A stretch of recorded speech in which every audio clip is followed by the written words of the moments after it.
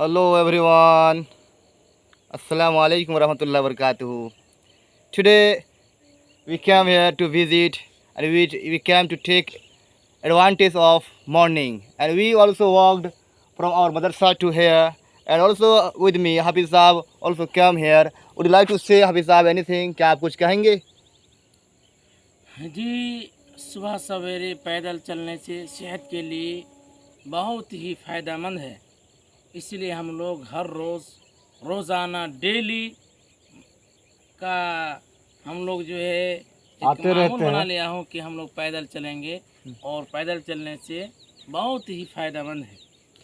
तो आप लोगों ने सुना जैसे कि हाफिज साहब ने जो है सुबह सवेरे चलने का फ़ायदा बताया. Hafiz Saab exactly told that what is the benefit of walking in the morning. So I would like to invite you to walk in the morning every day.